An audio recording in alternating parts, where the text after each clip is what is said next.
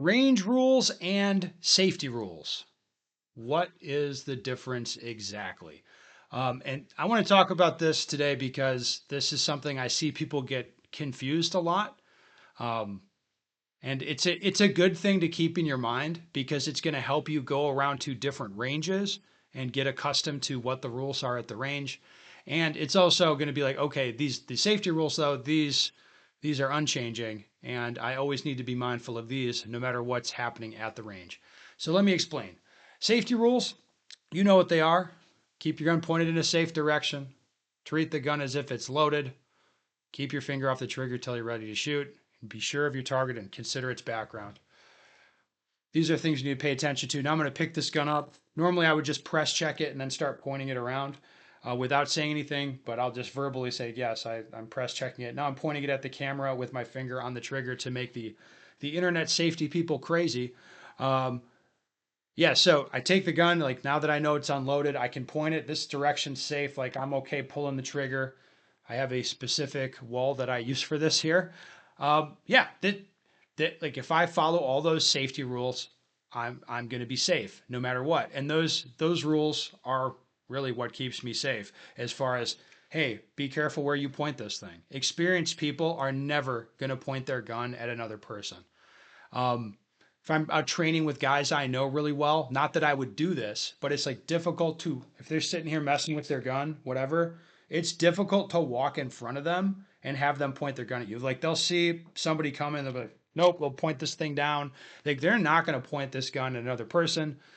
Um, they're going to keep when they have their gun, they're going to be handling it finger outside of the trigger guard until they're actually shooting. And there's going to be a lot of attention paid to the range. What are the targets? What's the background? Where are the rounds going that we're shooting? A lot of attention gets paid to that, to all those safety rules.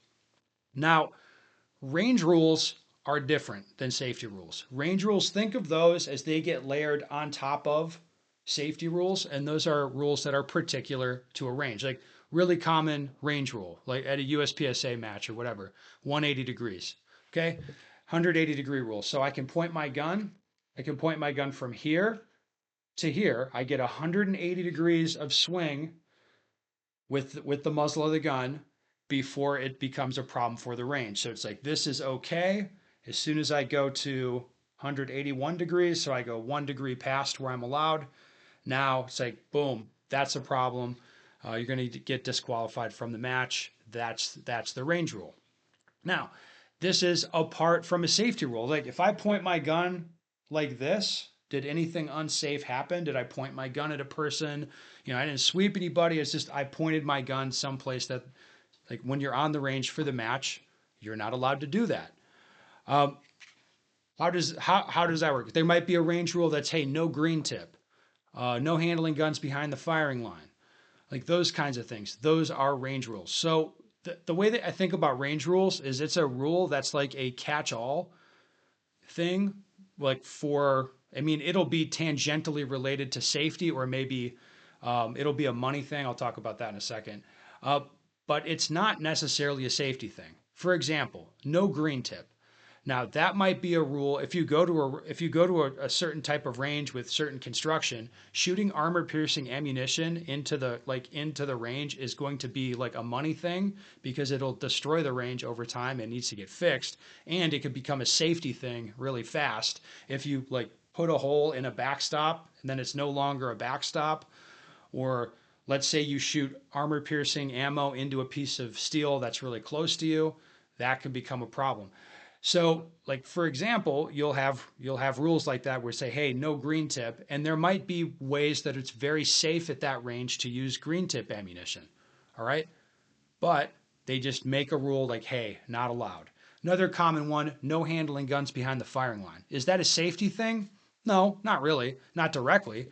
It's just if you're managing a line of people, all right, we've got a bunch of people around here, and then I know that if I hear somebody jacking around with their gun behind me, like jacking with the action, it's just like, whoa, they're not supposed to be doing that back there. Like, I'm managing this line of people up here that's shooting. People aren't supposed to be handling guns back there.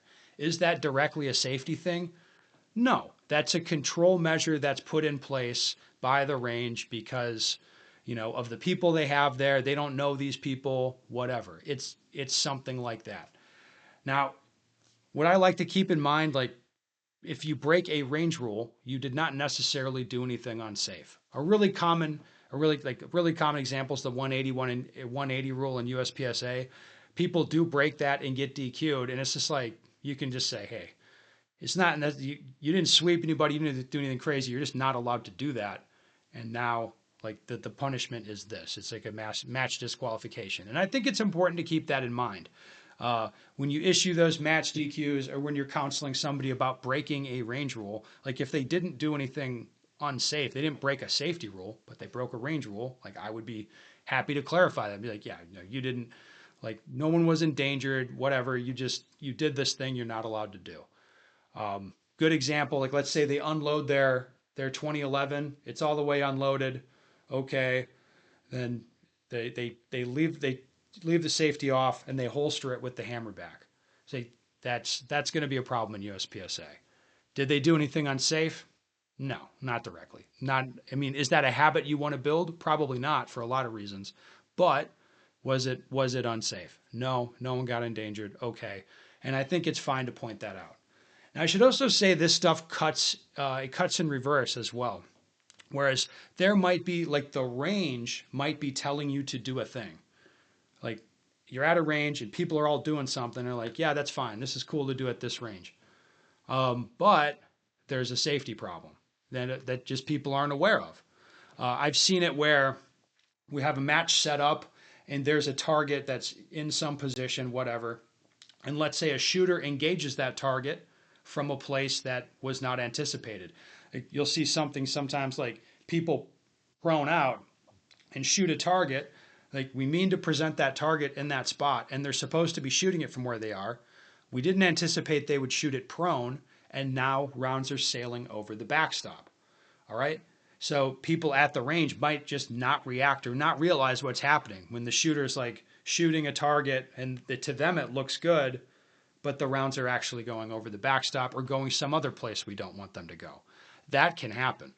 All right. So again, it's like the range rules say like the range is saying, yeah, shoot this target, but just safety rules like should be in your head where you see maybe some sky behind the head box of the target or something like, ooh, I don't think I have backstop there. Probably shouldn't pull the trigger on this. Okay. That's what I mean. Range rules and safety rules, they're related, but they're different things. And it's going to help you. It's going to help you be a better shooter the sooner you understand this. And then it helps you understand what ranges you want to deal with and what you don't. So if I go to a range and they have range rules in place that maybe I don't like, but they're entirely reasonable given the construction of the range and the people using it, I'm not going to have a problem with that. But if I go to a range and there's range rules in place that I judge as unreasonable, just for the conditions, for the shooters, whatever, says like, man, these range rules are over the top. Like this makes no sense. Then that's just indicating to me like this is not a range I want to deal with. I don't want to argue with these people or like negotiate with them about the rules. I'm just not going to go back. I'll just go someplace else. Anyway, that's what I have for you today. Range rules and safety rules. Know the difference. It's important.